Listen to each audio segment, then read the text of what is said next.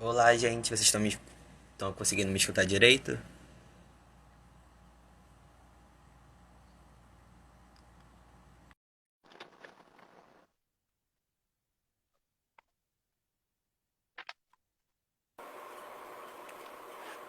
Olá, professora. Olá, querido, tudo bom? Tudo? Vamos Que aguardar bom. mais um pouquinho para esperar as pessoas entrarem. Tá bom, pode ser.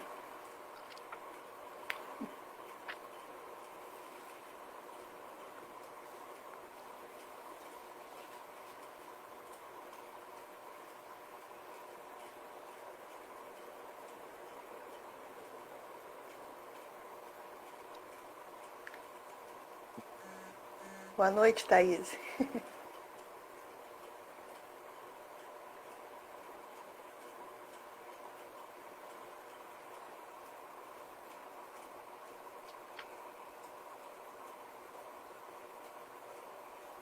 Boa noite, gente.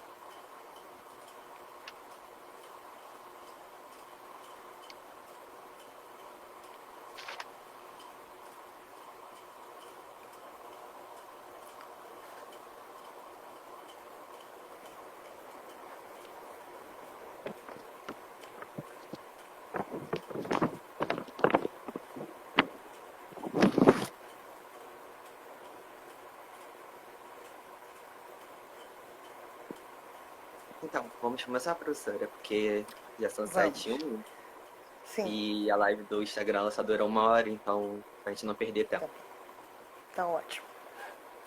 Então, gente, boa noite. É, A live ela está sendo feita através do perfil do nosso grupo de extensão da Estácio, do Campus Norte Shopping. Dia 12 de maio foi o Dia Internacional da Enfermagem, e então a gente decidiu fazer a Semana da Enfermagem essa semana agora, tendo todos os dias um convidado e um mediador. O mediador sempre, no caso, o mediador é sempre alguém dos integrantes do grupo, e todos os dias serão temas diferentes, e com enfermeiros como nossos convidados. E hoje a nossa convidada é a professora Carla. É, é, a professora Carla, ela é enfermeira, especialista em promoção da saúde e mestre em difusão em biociências. E a tema da nossa palestra hoje seria, no caso, é o papel da atenção primária no enfrentamento às pandemias. E a nossa convidada vai estar falando sobre esse assunto com a gente. E é isso. Então, A senhora quer falar alguma coisa? dar boa noite a todos, né? Com muita alegria que a gente está inaugurando mais esse canal. É uma produção dos alunos, como o querido Matheus falou, dos alunos do grupo de pesquisa e extensão do Campus Norte Shopping, da Estácio, né? O objetivo nosso é estar, nesse momento difícil e também depois, estar dividindo, socializando o conhecimento junto com, para a sociedade, é, das questões da enfermagem. Eu estou muito feliz de estar aqui. Essa ideia do projeto ela já vem já desde o ano passado e nós conseguimos colocar em prática. Então nós estamos muito felizes de estar aqui. Queria convidar a todos para depois seguir o perfil, né, do Enfermatizando, que os alunos vão continuar ao longo da semana. E dizer a todos que a gente espera que a gente possa contribuir de uma forma bastante positiva com a enfermagem nesse momento difícil que toda a sociedade brasileira está passando. Então a gente vai começar com. A gente vai saber primeiramente, né? O que a gente gostaria de saber seria sobre. No caso, o que seria a atenção primária? É uma boa pergunta, Matheus. Então, já que a gente vai falar sobre a atenção primária, né, e o enfrentamento dela junto às pandemias, né, a atenção primária, ela é o primeiro nível de atenção da saúde, né? E ela, na realidade, as suas ações, elas envolvem tanto individualmente, tanto a nível individual quanto coletivo. E existe um conjunto de ações que fazem parte da atenção primária. Então, a promoção e a atenção à saúde, a prevenção de agravos, diagnóstico, tratamento, reabilitação, redução de danos e principalmente a manutenção da saúde. Sempre com o objetivo maior da atenção primária é a atenção integral, individual e coletiva. Uhum. É isso. Então, aí, prosseguindo com os nossos assuntos, a gente também gostaria de saber qual tem sido o papel da atenção primária durante as pandemias na história do Brasil. Então, boa pergunta, Matheus. O que acontece? A história, ela nunca se repete. Mas sempre é bom a gente comparar e fazer analogias, né, para a gente entender o momento atual que nós estamos vivenciando. Estamos no meio de uma pandemia, mas essas epidemias elas foram comuns, né, ao longo da história da humanidade.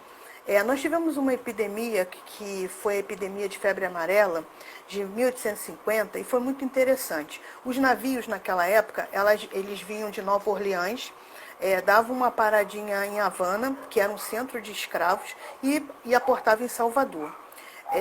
Em 30 de setembro de 1870, aporta um navio em Salvador, vindo do Caribe, e com a população escrava toda doente. E olha que interessante. Assim como hoje, naquela época, as autoridades não acreditavam, que não queriam acreditar que aquilo ali estava acontecendo, de que era algo grave e de que a coisa ia acabar tomando conta da cidade, como acabou acontecendo, né? Então, eles levaram muito tempo, né, para entender que aquilo ali era algo grave que estava acontecendo, né? E aí, só em janeiro, que foi criada uma comissão científica, e eles fizeram uma reunião na Academia Imperial de Medicina, e aí começaram a traçar ações, mas em janeiro. Nesse momento, Salvador já estava totalmente pela febre amarela. E é interessante que... Professora? Gente, ó, professora, se a senhora estiver escutando, o seu áudio parou. Sua filmagem travou.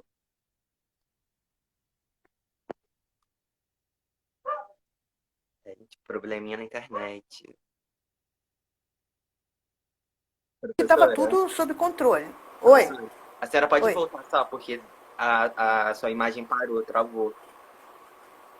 Saiu, né? É, Caiu a minha... isso. Ah, então, tá. Então, o que acontece? As autoridades da época afirmavam que aquilo não era grave, que estava tudo sob controle, que era uma gripezinha, né? E que aquilo ali estava tudo bem. No entanto, já estava toda a cidade do Salvador contaminada pela febre amarela. Então, só em janeiro que eles foram traçar ações para conter a proliferação da doença. E interessante que só em maio que ela começa a diminuir e em julho é que os casos começam a não acontecer mais. Mas interessante da febre amarela que ela atingia todas as classes sociais, todas as classes. Mas interessante que os escravos, olha que curioso, os escravos eles não adoeciam com tanta frequência como os imigrantes brancos, pobres. Por quê? Porque eles vinham da África e a febre amarela ela é endêmica na África. Então, criou-se um termo que até é discutido hoje em dia, que é chamado passaporte imune. Ou seja, os negros tinham um passaporte de imunidade. Né? Então, com isso, o que fizeram? Colocaram eles para trabalhar. A força bruta, o trabalho pesado era dado para os negros. E os brancos imigrantes que vinham também para trabalhar como escravos, eles eram aclimatados antes e tal, para depois ir para o trabalho pesado. Né? E interessante a gente pensar também na febre amarela que as doenças, a maioria das doenças no Brasil, nós não temos vírus nativos do Brasil. Olha que interessante, né? A maioria, porque o que acontece? Quando as Américas se afastaram da Eurásia, aqui no Brasil, nós não temos primatas como orangotango, gorila, não. Aqui são micos, macacos pequenos.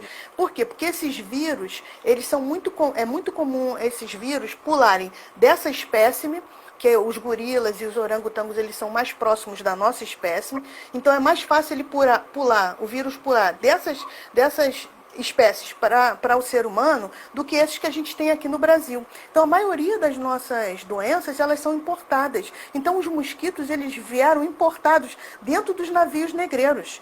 Inclusive, o Aedes aegypti, inclusive o Anófeles, causador da malária, eles vinham nesses navios. Mas, na época, a ciência ficou batendo cabeça, porque elas não entendiam o que acontecia. Porque o que acontece? Por exemplo, quem tinha dinheiro na época, o isolamento social que a gente vê hoje acontecia. As pessoas que tinham dinheiro, elas subiam a serra, iam para Petrópolis. E aí, quem ia para Petrópolis não ficava doente. E a coisa era muito... Eles observavam muito isso. Mas como é que pode? Né? Aqui todo mundo fica acometido.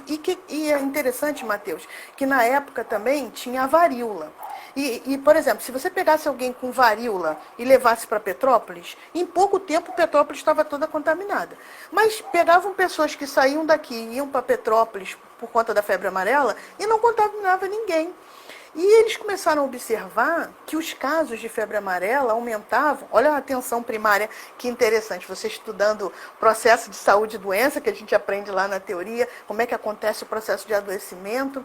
Mas que interessante. Depois das chuvas, igual a dengue aqui, depois das chuvas os casos de febre amarela aumentavam. Olha, aí na época o que eles pensavam? Não passava em nenhum momento pela cabeça deles que era o vetor, que era o mosquito que causava isso. Eles achavam que o ar ficava contaminado depois da chuva.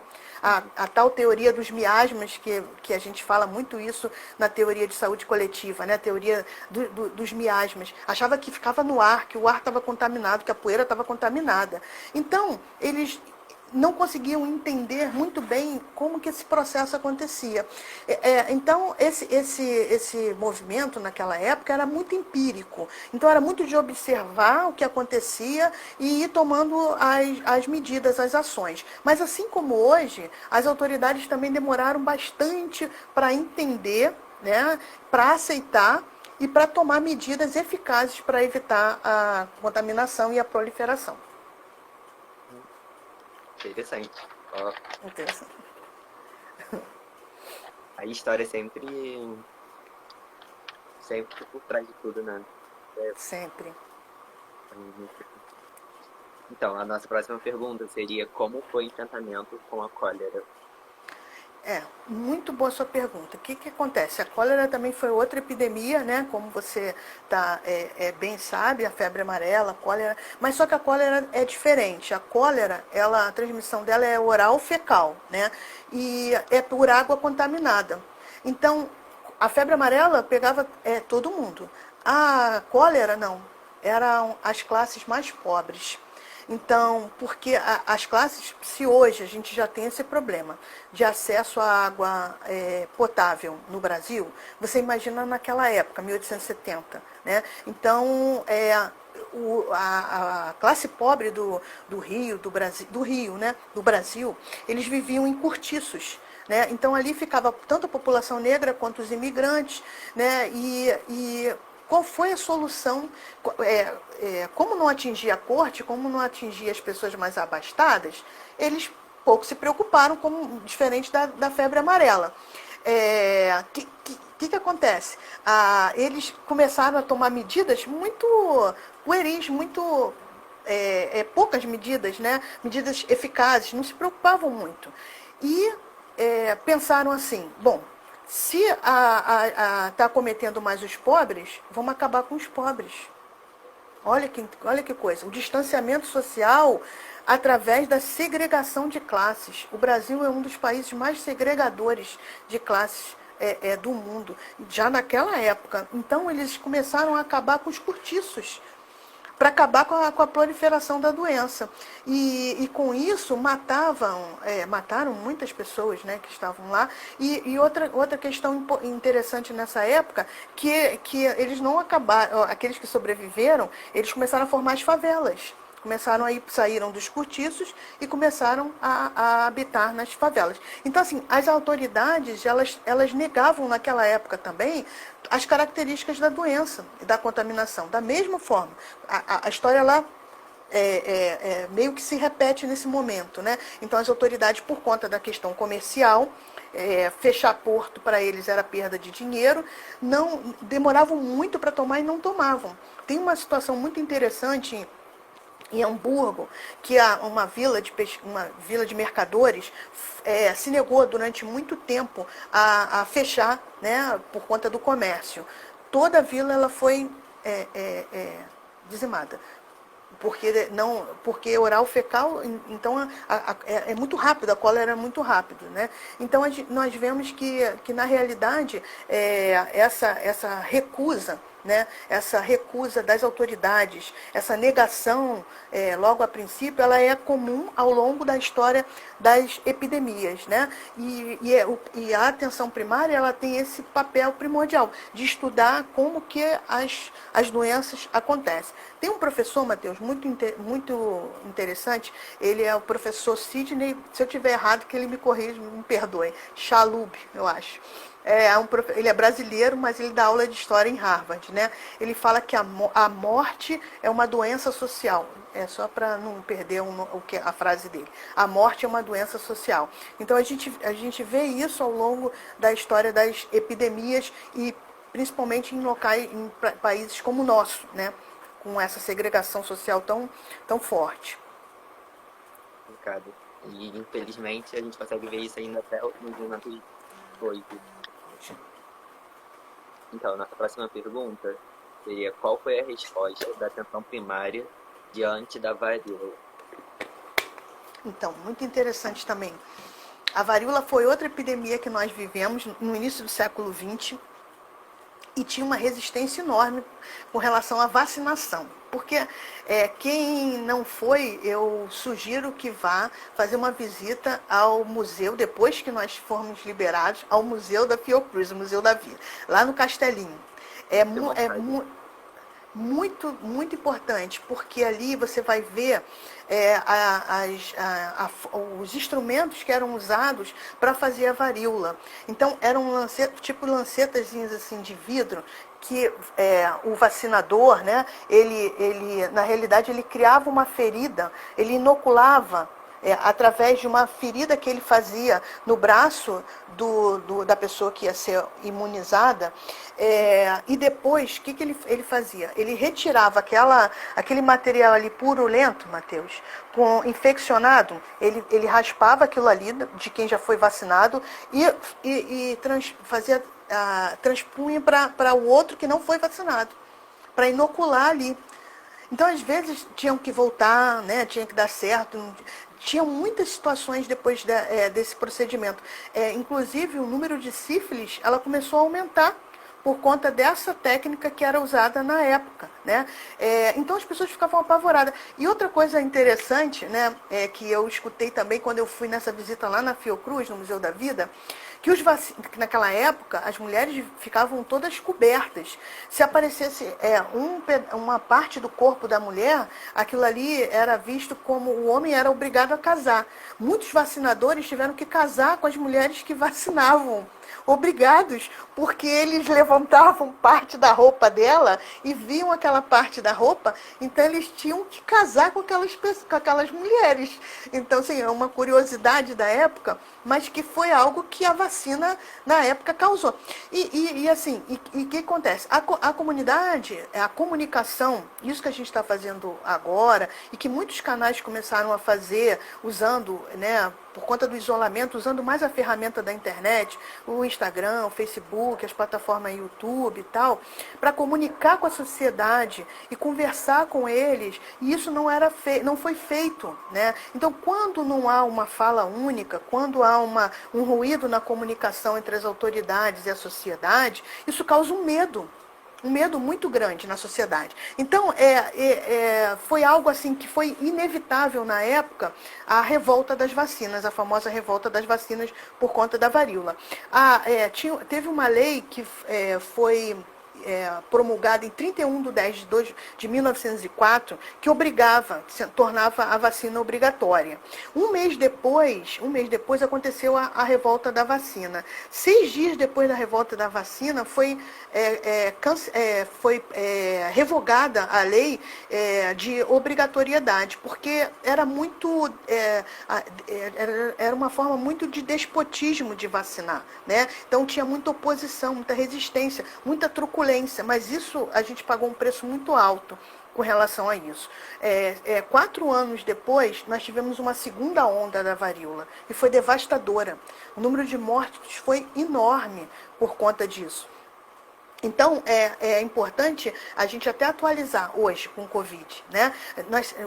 Os especialistas, os cientistas sinalizam para a gente que nós vamos ter uma segunda onda do Covid-19, né? E que essa segunda onda, ela, assim como na varíola, ela é potencialmente maior e mais devastadora do que a primeira onda do Covid. Então, essas mensagens contraditórias, elas precisam ter um fim para a gente poder ajudar a sociedade a entender esse momento que a gente está passando, assim como foi na varíola. A varíola, ela foi o maior sucesso que nós tivemos. Amanhã a gente vai ter uma palestra, uma live, na realidade, sobre vacina muito interessante.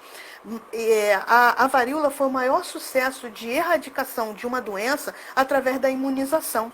Então, a varíola, nós não temos mais varíola aqui. Na década de 60, 70, mudou a forma de se vacinar. Então, era uma pistola, né? Eu não lembro o primeiro nome dele, mas eu sei que é Jenner. O sobrenome é tão famoso que tem um instituto que hoje, de Oxford, tem o nome dele, que é onde estão estudando as vacinas. Uma vacina que está bem adiantada é a de Oxford, a vacina para Covid é de Oxford, e tem o nome desse pesquisador que descobriu um método melhor do que esse que era feito, né, para você inocular o vírus da varíola. Então, a varíola foi o maior sucesso porque ela foi uma experiência interdisciplinar, como deve ser o Covid. O que acontece? Para aquela pistola ser elaborada, foi necessário pessoas da área de engenharia para pensar aquilo ali. Teve que ter pessoas da área de saúde, óbvio. Pesquisadores, vacinadores também. E teve que ter pessoas para conversar com a comunidade, com as comunidades, antropólogos. A OMS tem um relatório sobre vacina, na qual ela fala que na África foi uma experiência muito interessante com relação à vacina. Lá, eles, assim como aqui, rechaçaram os vacinadores. Por quê? Porque lá, quem morria existia um grupo religioso que se beneficiava com a morte das pessoas por varíola. Ou seja, elas herdavam tudo daquela pessoa que morria de varíola. Então, ora, chega alguém para vacinar e para eliminar a varíola, eles queriam eliminar os vacinadores de lá com medo de perder aquele sustento que eles tinham com a morte das pessoas por varíola. Então, teve que ter muita conversa com os líderes locais, ver a cultura local, essa questão da religião, né? Então, conversar com as autoridades. Então, levaram antropólogos para lá. Então, a varíola foi uma experiência muito muito rica para nós da área de saúde, nós enfermeiros, principalmente nós que somos da área de saúde coletiva, da área de atenção primária. A vacinação ela é extremamente importante.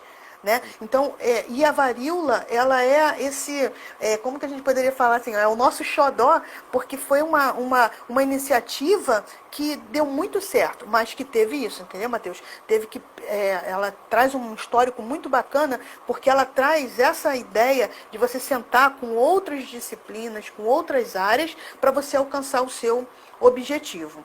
É muito importante essa comunicação com a sociedade para ela entender o que é a vacina, a importância disso, a importância do que a gente está vendo agora no Covid, a busca acelerada de vários pesquisadores atrás dessa vacina, né?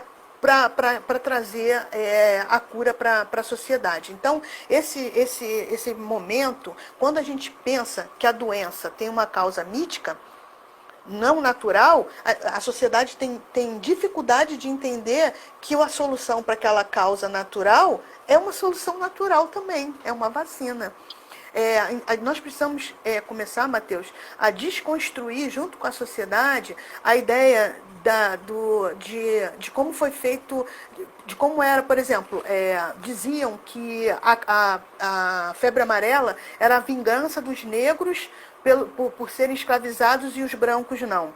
Né? O vírus chinês, a gripe espanhola, a gripe do catarro espanhol, que era chamado na época. Então, na década de 80, a AIDS foi conhecida como uma epidemia dos gays. A gente precisa desconstruir isso, entendeu? Quando você traz essa causa mítica, não natural, você tem dificuldade com que a sociedade entenda, desmistifique isso e entenda que a solução para aquilo ali é uma solução natural também. Né? Então, isso é muito importante o que a gente está fazendo, vocês, acadêmicos, com essa iniciativa, nós, professores, juntos com a sociedade.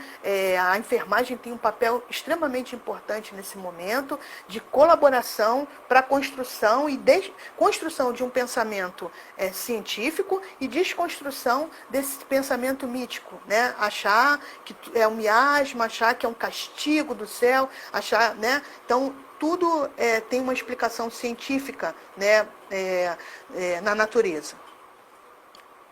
Professora, eu estava olhando aqui os comentários, tem muita gente elogiando a senhora, falando que a senhora está trazendo muito conhecimento, está sendo muito boa a live, e é isso. Que bom. Tem muitos alunos aí, ex-alunos, que são muito queridos. Então, a nossa próxima pergunta seria, podemos contar com o SUS neste momento?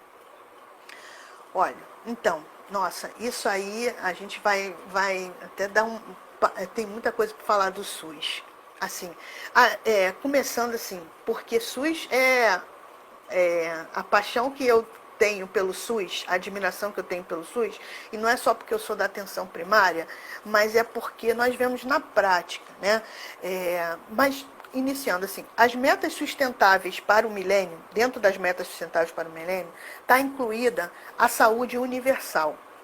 Veja, para os outros países, isso ainda é um caminho a se percorrer.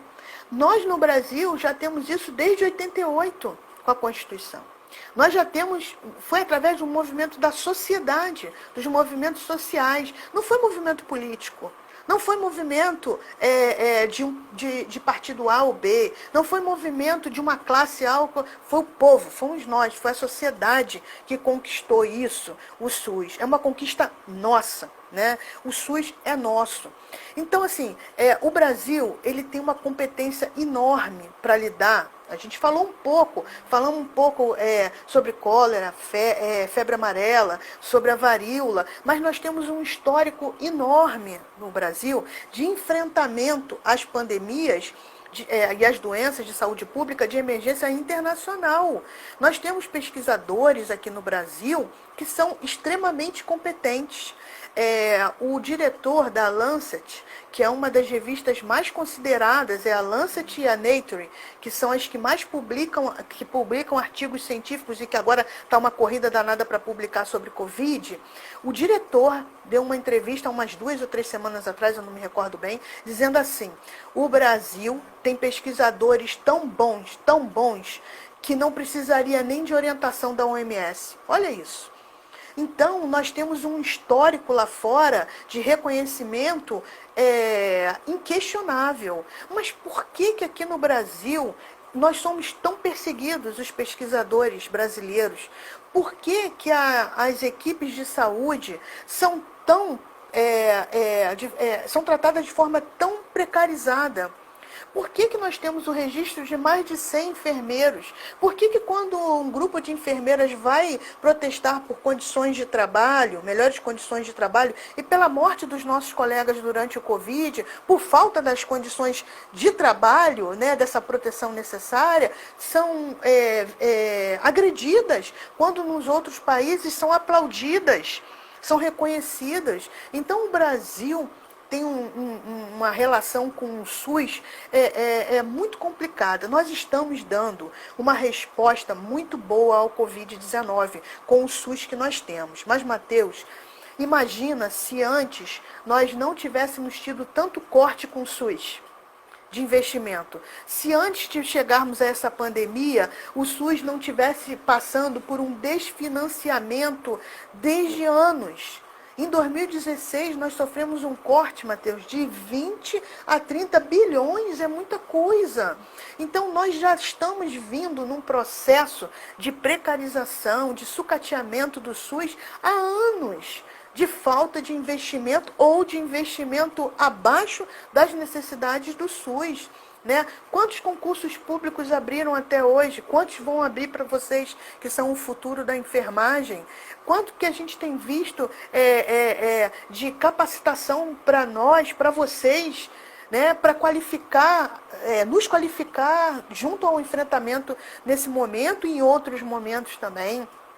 Então o SUS, ele vem com uma história de desvalorização já de muito tempo. O Rio de Janeiro, no meio de uma pandemia como essa, história de corrupção com relação aos hospitais de campanha.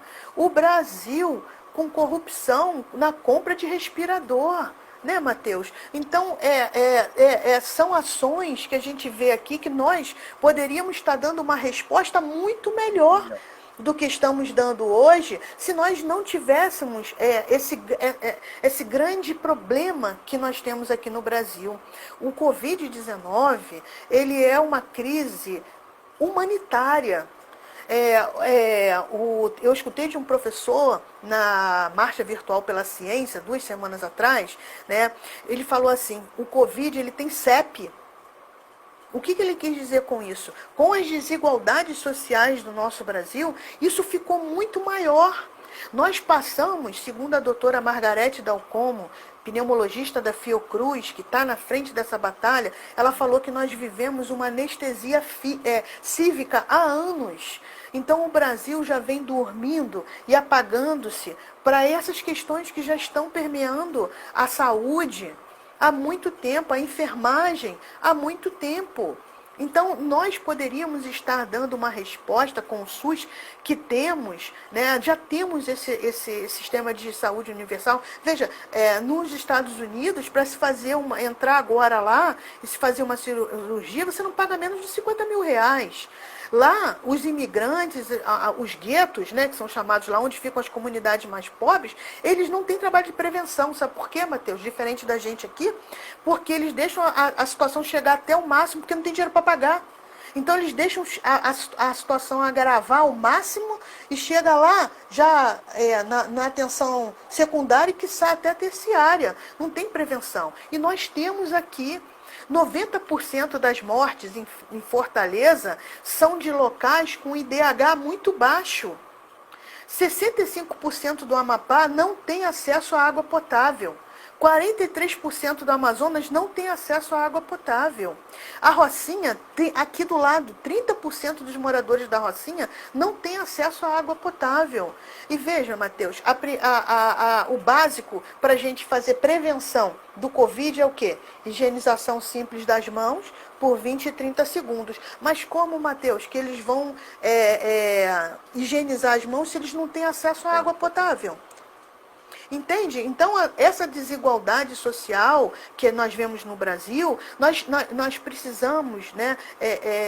O Covid, ele precisa nos alertar, enquanto profissionais de saúde, abrir os nossos olhos, abrir os olhos da sociedade e principalmente das autoridades responsáveis por isso. Não vai ter como a gente passar por essa epidemia, assim como aconteceu com a varíola, se não for algo interdisciplinar. Então, se a gente não conversar com a assistência social, se nós não tivermos investimento na área de ciência, de tecnologia, na área de saúde, na área de educação, nas áreas importantes, na área de indústria, na área, enfim, todas essas áreas, elas vão precisar de um investimento grande para que a gente possa enfrentar melhor o Covid.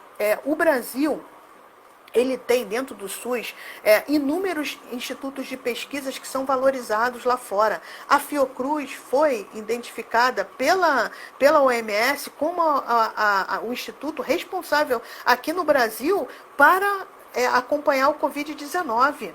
Poucas foram. Então, aqui no Brasil, nós temos o Instituto Butantan, em São Paulo, que é excelente, né? Então, são recursos que nós temos. Nós temos inúmeros programas que são exemplo lá fora. Falamos para você sobre o programa do HIV/AIDS, que nós somos referência internacional. Veja, na época, nós e a África, ao mesmo tempo, quando começou tivemos reações diferentes. Aqui o Brasil, na época do Fernando Henrique Cardoso e tal, né, que foi a época do ministro Serra, nós começamos a produzir medicamento, testes de graça. Vocês vão na clínica da família, vocês encontram um teste gratuito, rápido para o HIV.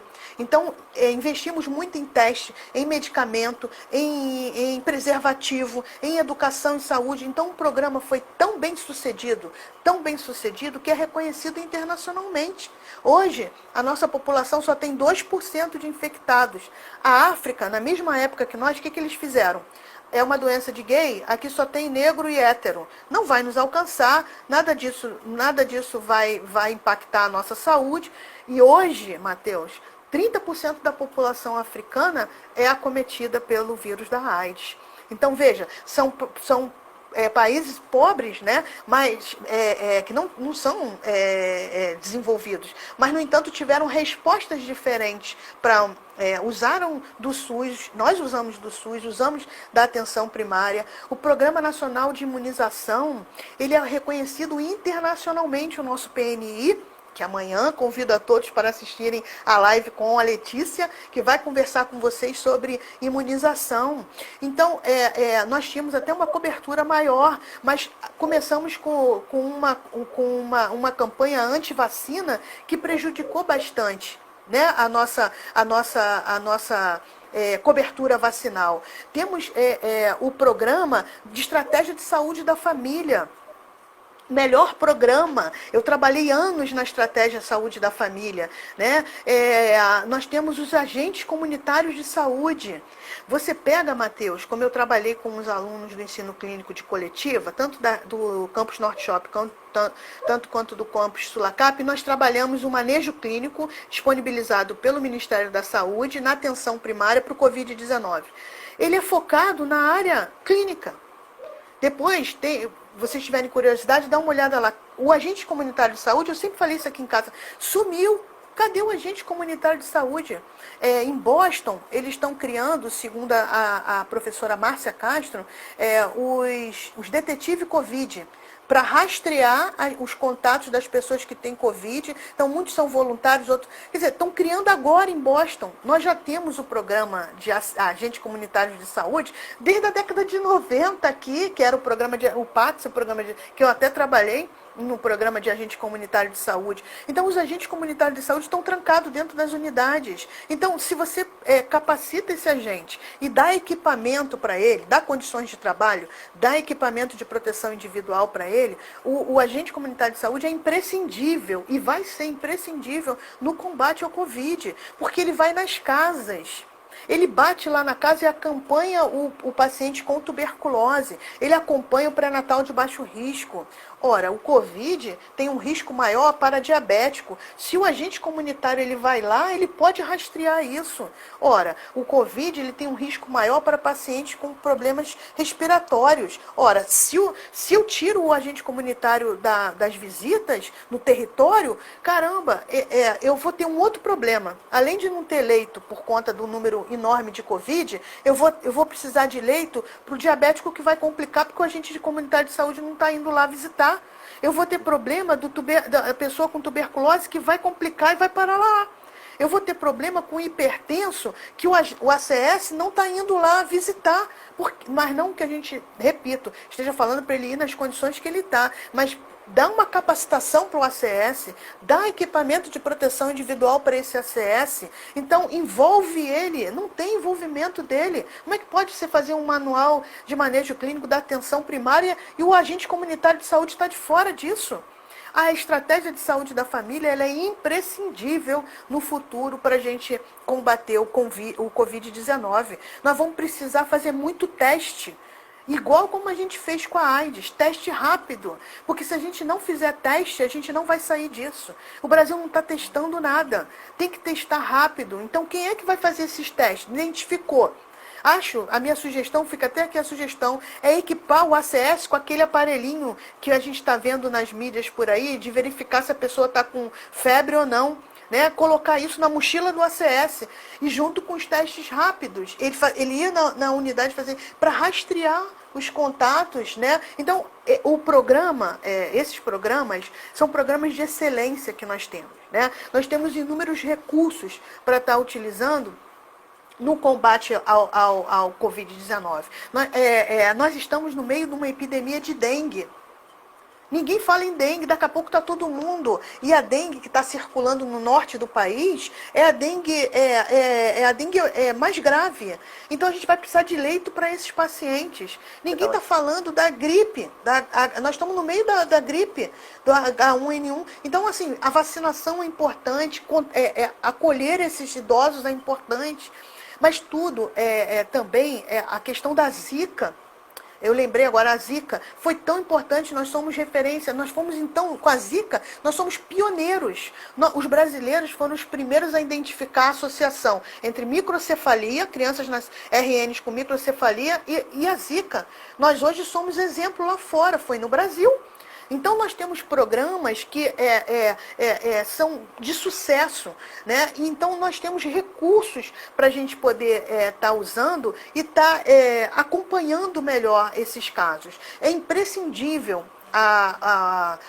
usar a equipe, a estratégia de saúde da família, usar os agentes comunitários da família no combate ao Covid-19.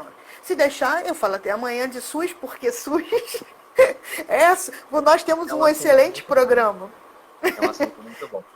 Isso. Eu, por conta da graduação, no começo, em aula de coletiva, saúde da família, eu aprendi a gostar e amar o SUS também e defender, porque a gente começa a entender todo o funcionamento dele. Isso. Entender o sistema de saúde, né? E a gente vê que a gente o Brasil o SUS não é como a sociedade às vezes critica e fala, né? Que o SUS não presta, né? Essa frase, a gente precisa ajudar a sociedade a desconstruir isso, né? Sim, exatamente. E, professor, então vamos para a nossa outra pergunta. Quais são os desafios que iremos encontrar? Quais são os desafios? Matheus, muitos. O mundo não será o mesmo depois que nós retornarmos, né? Não dá mais para a gente voltar em janeiro de 2020. Os especialistas das áreas, os cientistas, chamam de novo normal. Eu adorei essa palavra porque eu acho que é o que a gente vai encontrar.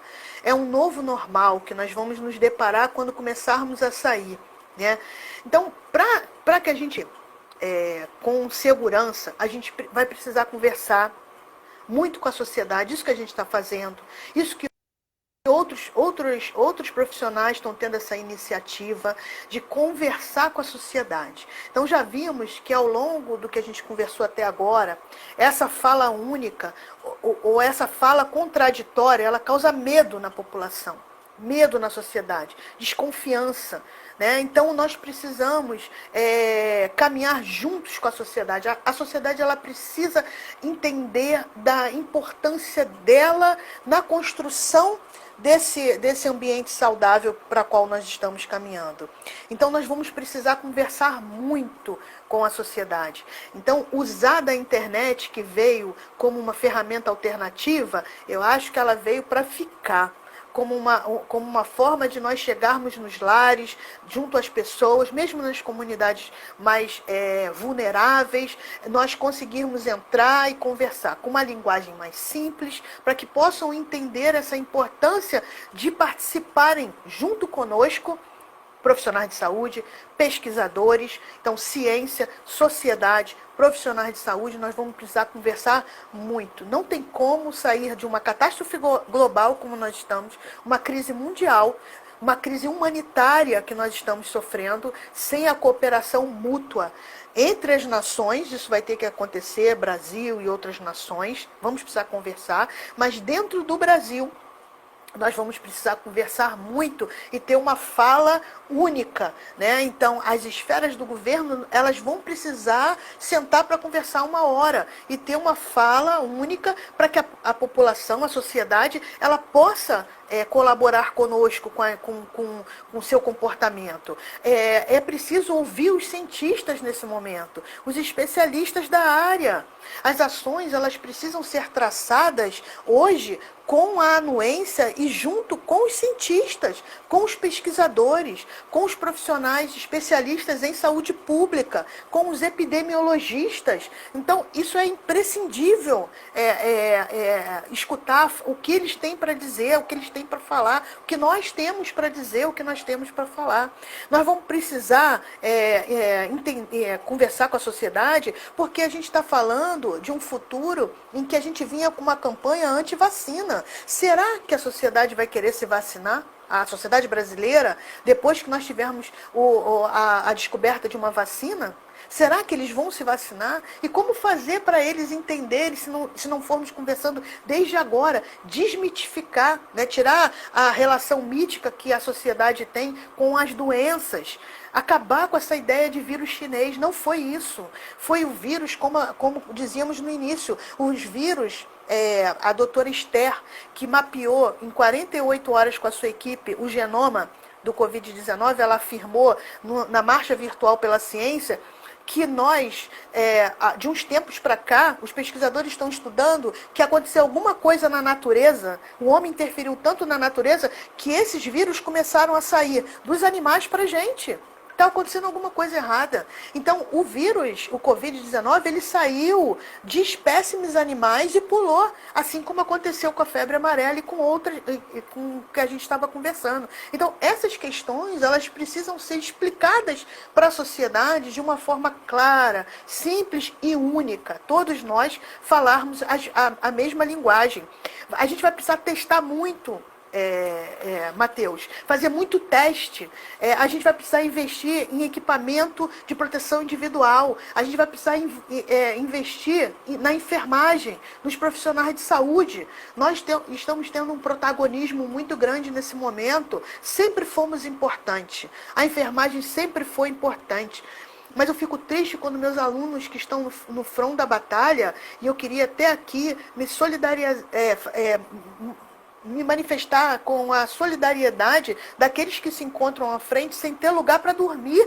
Então, na mídia, sai muita coisa batendo palma. Eu falei, até botei num grupo, eles sabem disso. Falei, eu não quero palma, não. Eu quero que os meus alunos e que meus colegas que hoje permanecem na assistência de enfermagem tenham condições dignas de trabalho, iguais como os nossos colegas médicos. Então, a gente vai precisar conversar muito sobre isso. A enfermagem é aquela mão que segura o paciente até o momento da morte e até o pós-morte. No nosso juramento nós falamos isso. Então nós precisamos dar uma qualidade de vida e de morte para o nosso paciente em todas as etapas. Então a enfermagem, ela não é mais ela é a profissão importante dentro da equipe de saúde. Nós somos a maior parte da equipe de saúde, então nós vamos precisar sermos mais valorizados nesse momento, porque vão precisar e já estão precisando muito de nós. Nós vamos precisar muito de pensar na ciência como uma aliada e não como uma inimiga nossa. Nós vamos precisar fazer com que essa sociedade entenda o quão importante é o isolamento social, que quanto mais tempo demorarmos nessa não adesão ao isolamento social, mais tempo nós vamos levar.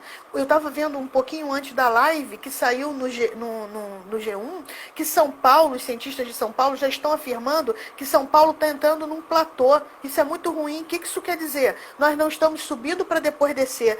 É permanecer muito tempo com casos, porque a gente não está fazendo teste. Esses números que saem lá estão subnotificados, muito subnotificados no Brasil. Estão testando só quem está grave, quem está no hospital e quem morre. Olha que absurdo, a gente não sabe quem está contaminado e contaminando por aí. Então isso é imprescindível para nós sairmos desse momento triste pelo qual nós estamos vivendo. Então nós vamos precisar da sociedade entender isso para aderir, para ter a adesão a esse momento e entender que máscara vai ser importante durante muito tempo. Segundo um dos pesquisadores importantes da OMS, ele afirmou semana passada que nós vamos permanecer 5 anos, pelo menos, com o vírus transitando aqui. Porque falam assim, a vacina vai chegar. Uma vacina, ela leva de 10 a 15 anos. Mas é claro que estão acelerando e passando por cima de alguns protocolos por conta do Covid. Mas quantos bilhões ela vai sofrer? Será que o Brasil teve uma reunião semana passada? Todos os países participaram em função de resolver a questão da vacina do Covid. O Brasil não participou. Isso é uma preocupação. Como é que nós vamos receber a vacina se ela chegar em tempo hábil? Como que ela vai chegar na nossa população? Então, são preocupações que muito nos aflige, muito tem nos preocupado. Eu tenho esperança, nós vamos passar por isso, né? Mas poderíamos estar passando melhor. Mas acredito que esse movimento que a gente está fazendo, Matheus, eu, você, nós todos, enfermagem, cientistas, todo mundo foi para as redes sociais e conversar com a sociedade, conversar com o seu familiar, com o seu vizinho, com os grupos de WhatsApp que você tem, da família, e passar a informação, passar o quanto isso é importante, divulgar a ciência, popularizar o nosso conhecimento, socializar o nosso conhecimento, que aí a gente vai conseguir passar juntos, né, sociedade, ciência, órgãos públicos, representantes dos órgãos públicos, né? E nós, profissionais de saúde, juntos. Só o coletivo é que vai conseguir passar por esse momento difícil. Matheus. É como a gente passar sozinho. Teve uma fala da senhora, que a senhora falou sobre que eles só estão fazendo um teste com as pessoas que estão grávidas. No caso, eu tive essa visão aqui dentro de casa. A minha mãe teve todos os sintomas. Eu levei ela para fazer a triagem, porque ela ainda continua indo trabalhar. E chegando lá, ela não puderam fazer o teste nela, porque ela não estava com febre. Eles só estavam fazendo o teste nas pessoas que chegassem com febre alta. Mas o restante de todos os sintomas ela tinha. É vendo? Aí tratou como um resfriado normal. Uma gripe. Uma síndrome gripal. Mas aí a gente não sabe se foi realmente uma gripe ou se ela pode ter adquirido o Covid, que é o que mais indica. E nós temos institutos como a Fiocruz, como o Instituto Butantan, que podem produzir testes, e outras, as universidades federais, que foram tão rechaçadas, tão perseguidas, mas é de lá de dentro, é a Universidade Federal de Minas Gerais que está testando vacina. junto com a Fiocruz. Então, assim, né? Então nós precisamos investir nesses institutos que nós já temos aqui. Temos muita gente boa, temos muitos cientistas valorizadíssimos lá fora, muitos institutos de pesquisas, muitas universidades públicas, investimento em pesquisa. Né? Tivemos um corte enorme, CNPq, de pesquisa científica, pesquisa parada no laboratório na metade do caminho, porque o corte de investimento. Então, isso tudo, a sociedade precisa estar junto com a ciência, junto com os cientistas, junto conosco, pesquisadores, junto conosco, profissionais de saúde, para a gente conseguir vencer isso. Né? Professora, estão pedindo mais 2 horas Oi. de live pra gente. Falando que a live tá Ah, é? muito boa. Que A gente bom, vai dar fico mais muito 2 horas feliz. aqui. Ai, fico tão feliz. Verdade. A gente tava mega nervoso. Eu estou ainda meio nervoso, mas tá dando tudo certo. Eu tô adorando esse momento de Que estar aqui bom, com a senhora. que bom, que bom. Então, essa foi a nossa última pergunta Aham. sobre os desafios. Pelo que eu tô vendo em questão do horário do tempo, eu acho que Ah, não dá tempo pra gente responder perguntas feitas no chat, porque a live já é. deve acabar. Mas a senhora está aberta para falar suas considerações. Tá. Tiveram muitas perguntas assim que ficaram sem resposta. Pode mandar depois, né, Matheus, para a gente no direct, né? Aí nós vamos aos poucos a gente pode estar respondendo se ficou alguma dúvida, né? A gente pode estar respondendo no direct, né? Então a gente queria agradecer muito a presença de todos aqui, dizer que nós acreditamos no Brasil, acreditamos em nós, profissionais de saúde. Nós temos inúmeros profissionais. A fisioterapia é uma profissão extremamente importante nesse momento, a fisioterapia respiratória. Né? Quase não se fala no fisioterapeuta. Então nós temos um leque de profissionais tão importantes, mas tão tristemente desvalorizados, né? No Brasil. Eu queria terminar com uma frase que é da. Eu vou ter que ler, porque para não. A frase é dela, né? E a gente aprende em ciência que a gente não pode falar aquilo que não é nosso. É da Márcia Castro, ela é chefe do Departamento de Saúde Global e População da Escola de Saúde Pública de Harvard. Ela diz assim: a história que estamos escrevendo no livro da humanidade, depois de 2020, será de sucesso, de lideranças que salvaram muitas vidas e de fracasso total de outras lideranças que negaram a ciência e tiveram que abrir muitas covas rasas. Então eu queria deixar essa frase da Márcia Castro para a gente pensar. Né? Então, na hora das nossas escolhas, de quem a gente vai seguir, né? De quem nós vamos seguir a orientação, fiquem com a ciência, fiquem com os profissionais de saúde, fiquem com os pesquisadores, fiquem com os nossos institutos valorosos de pesquisa. Vão buscar informação. A gente está numa época de muita fake news. Busca na Fiocruz, busca nas universidades públicas. É lá que vocês vão ter uma informação confiável para as ações que vocês vão ter que tomar. E nós contamos muito com a sociedade e com a multiplicação do conhecimento. Então, eu sei que tem muitos alunos agora nesse momento, muitos acadêmicos. A responsabilidade também é de vocês. Vocês serão futuros enfermeiros, futuros líderes, futuros fisioterapeutas, futuros profissionais da saúde. Então, nós precisamos nos unir. A nossa fala precisa ser única. Nós vamos vencer isso, mas só vamos vencer isso juntos. Ciência, saúde, educação, poder público, sociedade.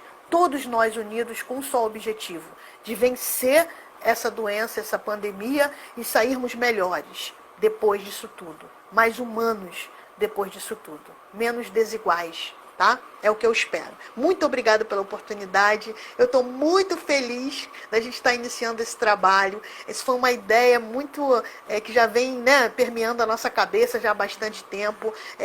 Eu acho que a pesquisa e a extensão dentro de uma universidade, ela colabora para profissionais diferentes. O Matheus vai ser diferente, a Julinha vai ser diferente, a Carol vai ser diferente, a Micharra vai ser diferente. Então, eu estou falando porque eu sei que eles estão assistindo e eles são do grupo de pesquisa, tá? E a Letícia, querida, que é uma egressa nossa, né? Ela acabou de se formar e é residente, formou agora em dezembro e é residente de saúde da família da UFRJ e amanhã vai conversar com vocês. Então, eu estou muito feliz de vocês estarem por aqui. Acho que a pesquisa e a extensão, elas são imprescindíveis. Eu fui aluna de pesquisa e de extensão na época da minha faculdade e isso teve um impacto muito grande na minha formação enquanto profissional. Eu sou uma profissional muito melhor, muito mais humana, muito mais cidadã, muito mais crítica, porque participei de um projeto de pesquisa e extensão quando era acadêmica, tá bom? Então, eu estou muito feliz de vocês estarem aqui e muito obrigada pela essa oportunidade, tá bom, meu querido? Professora, eu que agradeço essa live maravilhosa, todos os conhecimentos que a senhora passou pra gente. Acabou de chegar a mostrar a mensagem aqui que a live já vai acabar. Tá. Eu vou agradecer também todas as pessoas que assistiram a live até agora. Muito obrigado, gente, Tá. pelas mensagens que apareceram aqui no chat. Siga o nosso perfil para acompanhar as próximas lives durante a semana. E é isso, gente. Muito obrigado. Tchau, boa noite, se cuidem. Boa noite. E é isso, gente. Isso, Beijo, tchau.